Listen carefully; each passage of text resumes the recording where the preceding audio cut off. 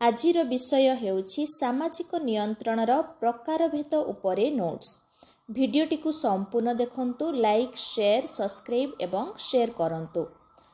ସାମାଜିକ ନିୟନ୍ତ୍ରଣର ପ୍ରକୃତିକୁ ଭିତ୍ତି କରି ସମାଜ ତତ୍ତ୍ୱବିତ୍ମାନେ ସାମାଜିକ ନିୟନ୍ତ୍ରଣକୁ ବିଭିନ୍ନ ପ୍ରକାରରେ ବିଭକ୍ତ କରିଛନ୍ତି, ଯଥା ପ୍ରତ୍ୟକ୍ଷ ସାମାଜିକ ନିୟନ୍ତ୍ରଣ, ପରୋକ୍ଷ ସାମାଜିକ ନିୟନ୍ତ୍ରଣ, ସକାରାତ୍ମକ ସାମାଜିକ ନିୟନ୍ତ୍ରଣ, ନକାରାତ୍ମକ ସାମାଜିକ ନିୟନ୍ତ୍ରଣ, ଔପଚାରିକ ସାମାଜିକ ନିୟନ୍ତ୍ରଣ ଏବଂ ଅନୌପଚାରିକ ସାମାଜିକ ନିୟନ୍ତ୍ରଣ।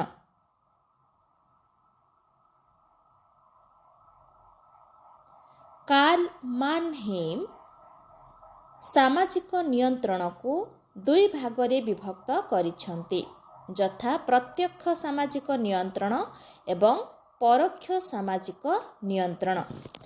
ସର୍ବପ୍ରଥମେ ପ୍ରତ୍ୟକ୍ଷ ସାମାଜିକ ନିୟନ୍ତ୍ରଣକୁ ଆଲୋଚନା କରିବା।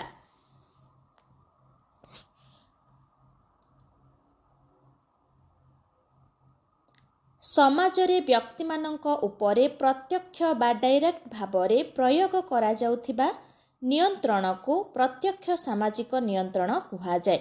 ଅନ୍ୟ ଅର୍ଥରେ କହିବାକୁ ଗଲେ, ଲୋକମାନଙ୍କର ପ୍ରତିକ୍ରିୟା ଦ୍ୱାରା ବ୍ୟକ୍ତି ଉପରେ ପ୍ରୟୋଗ କରାଯାଇଥିବା ସାମାଜିକ ନିୟନ୍ତ୍ରଣକୁ ପ୍ରତ୍ୟକ୍ଷ ସାମାଜିକ ନିୟନ୍ତ୍ରଣ କୁହାଯାଏ। ଏହି ଲୋକମାନେ ବ୍ୟକ୍ତିର ନିକଟରେ ରହିଥାନ୍ତି।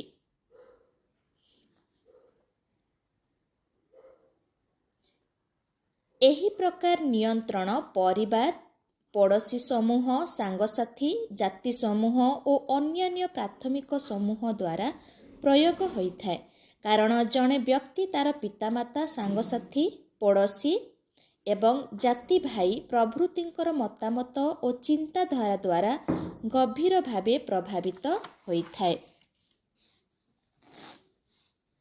ବ୍ୟକ୍ତିର ବ୍ୟବହାର ଓ ଚାଲିଚଳନ ବିଭିନ୍ନ ପ୍ରକାର ସମାଲୋଚନା, ନିନ୍ଦା, ପ୍ରଶଂସା, ପରିହାସ ଏବଂ ପ୍ରବର୍ତ୍ତନା ଦ୍ୱାରା ନିୟନ୍ତ୍ରିତ ହୋଇଥାଏ। ଏହାକୁ ପ୍ରତ୍ୟକ୍ଷ ସାମାଜିକ ନିୟନ୍ତ୍ରଣ କୁହାଯାଏ। ଏବେ ଆଲୋଚନା କରିବା ପରୋକ୍ଷ ସାମାଜିକ ନିୟନ୍ତ୍ରଣ। ଏହି ପ୍ରକାର ସାମାଜିକ ନିୟନ୍ତ୍ରଣ ପ୍ରତ୍ୟକ୍ଷ ସାମାଜିକ ନିୟନ୍ତ୍ରଣର ସମ୍ପୂର୍ଣ୍ଣ ବିପରୀତ ଅଟେ। ଅର୍ଥାତ୍ ପରୋକ୍ଷ ସାମାଜିକ ନିୟନ୍ତ୍ରଣକୁ ବିଭିନ୍ନ କାରକ ଦ୍ୱାରା ବ୍ୟକ୍ତି ଉପରେ ପ୍ରୟୋଗ କରାଯାଏ।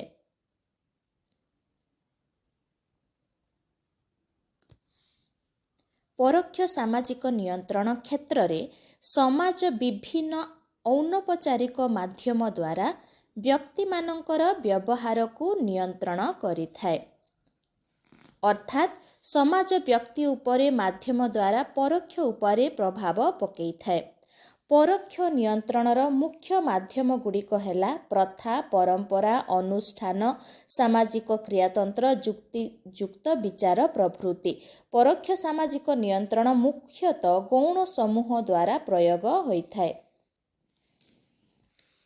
ସେହିପରି କିମ୍ବଲ୍ ୟଙ୍ଗ ସାମାଜିକ ନିୟନ୍ତ୍ରଣକୁ ପୁନଶ୍ଚ ଦୁଇ ଭାଗରେ ବିଭକ୍ତ କରିଛନ୍ତି: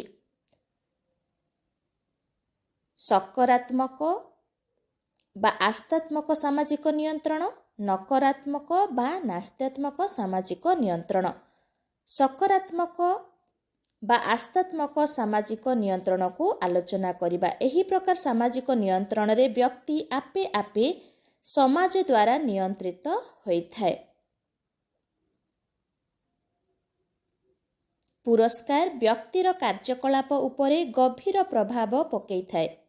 ସମାଜର ଅଧିକାଂଶ ବ୍ୟକ୍ତି ସମାଜ ଦ୍ୱାରା ପୁରସ୍କୃତ ହେବା ପାଇଁ ଇଚ୍ଛା କରିଥାନ୍ତି, ତେଣୁ ସେମାନେ ସମାଜର ସ୍ୱୀକୃତିପ୍ରାପ୍ତ ପ୍ରଥା, ଲୋକନିୟମ, ମୂଲ୍ୟବୋଧ, ନିୟମ ଓ ଆଦର୍ଶ ପ୍ରଭୃତିକୁ ମାନି ଚଳିବାକୁ ଚେଷ୍ଟା କରିଥାନ୍ତି। ଯେଉଁମାନେ ସମାଜର ନୀତି ନିୟମ ମାନି ଚଳିଥାନ୍ତି, ସେମାନେ ସାମାଜିକ ସ୍ୱୀକୃତି, ସମ୍ମାନ, ପ୍ରଶଂସା ପ୍ରଭୃତି ଆକାରରେ ପୁରସ୍କୃତ ହୋଇଥାନ୍ତି।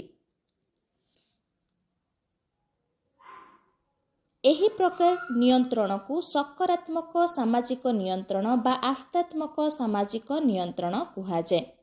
ଉଦାହରଣ, ଏଥିରେ ବ୍ୟକ୍ତି ଉପରେ ନିୟନ୍ତ୍ରଣ ଜାହିର କରାଯାଇନଥାଏ, ମାତ୍ର ବ୍ୟକ୍ତି ପୁରସ୍କାର ଲାଭ କରିବା ଆଶାରେ ବ୍ୟକ୍ତିମାନଙ୍କର ସ୍ୱନିୟନ୍ତ୍ରଣ ହେଉଛି ସକାରାତ୍ମକ ବା ଆସ୍ଥାତ୍ମକ ନିୟନ୍ତ୍ରଣର ଉଦାହରଣ।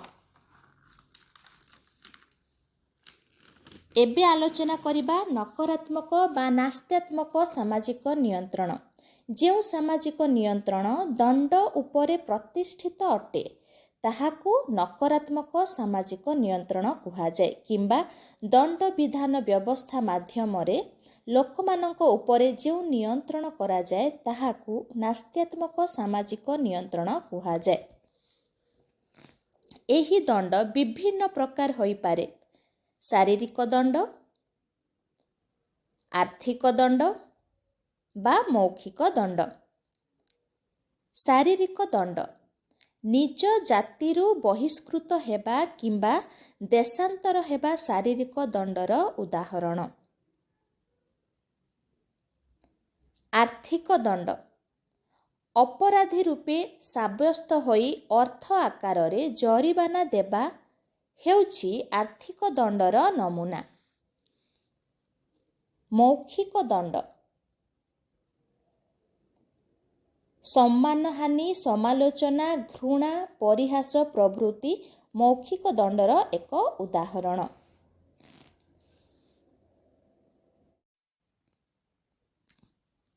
ଏହି ଦଣ୍ଡର ଭୟ ଯୋଗୁଁ ବ୍ୟକ୍ତିମାନେ ସାମାଜିକ ସ୍ୱୀକୃତି ଲାଭ କରିବା ପାଇଁ ପ୍ରଥା, ପରମ୍ପରା, ମୂଲ୍ୟବୋଧ ଏବଂ ଆଦର୍ଶକୁ ଲଙ୍ଘନ କରିନଥାନ୍ତି। ସେମାନେ ସାମାଜିକ ନିୟନ୍ତ୍ରଣର ପରିସରଭୁକ୍ତ ହୋଇ ନିଜର ବ୍ୟବହାର, କାର୍ଯ୍ୟକଳାପ ଓ ଆଚରଣକୁ ନିୟନ୍ତ୍ରିତ କରିଥାନ୍ତି। ଏହା ବ୍ୟତୀତ ସମାଜ ତତ୍ତ୍ୱବିତ୍ମାନେ ସାମାଜିକ ନିୟନ୍ତ୍ରଣର ଅନ୍ୟ ଦୁଇଟି ପ୍ରକାର ଭେଦ ଉଲ୍ଲେଖ କରିଛନ୍ତି। ସେଗୁଡ଼ିକ ହେଲା ଔପଚାରିକ ସାମାଜିକ ନିୟନ୍ତ୍ରଣ ଏବଂ ଅନୌପଚାରିକ ସାମାଜିକ ନିୟନ୍ତ୍ରଣ।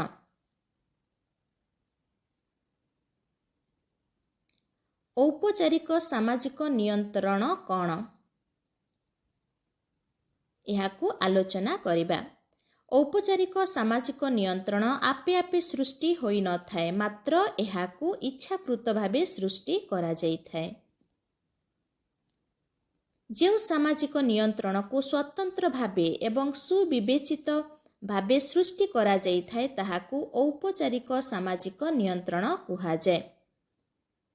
ଉଦାହରଣ: ସରକାର, ଆଇନ, ବିଚାରାଳୟ, ଜେଲ୍, ସୈନ୍ୟବାହିନୀ। ସମାଜର ମଙ୍ଗଳ ତଥା ହିତ ସାଧନ ପାଇଁ ଏହି ପ୍ରକାର ସାମାଜିକ ନିୟନ୍ତ୍ରଣକୁ ସରକାର ସ୍ୱତନ୍ତ୍ର ଭାବେ ସୃଷ୍ଟି କରିଥାନ୍ତି। ଲୋକମାନେ ଉକ୍ତ ସାମାଜିକ ନିୟନ୍ତ୍ରଣକୁ ବାଧ୍ୟତାମୂଳକ ଭାବେ ପାଳନ କରିଥାନ୍ତି। କୌଣସି ବ୍ୟକ୍ତି ସମ୍ପୃକ୍ତ ସାମାଜିକ ନିୟନ୍ତ୍ରଣକୁ ଲଙ୍ଘନ କଲେ ସେ କଠୋର ଦଣ୍ଡରେ ଦଣ୍ଡିତ ହୋଇଥାଏ। ଅନୌପଚାରିକ ସାମାଜିକ ନିୟନ୍ତ୍ରଣ କ'ଣ? ଅନୌପଚାରିକ ସାମାଜିକ ନିୟନ୍ତ୍ରଣକୁ ଇଚ୍ଛାକୃତ ଭାବେ ସୃଷ୍ଟି କରାଯାଇନଥାଏ, ମାତ୍ର ଏହା ଆପେ ଆପେ ସୃଷ୍ଟି ହୋଇଥାଏ।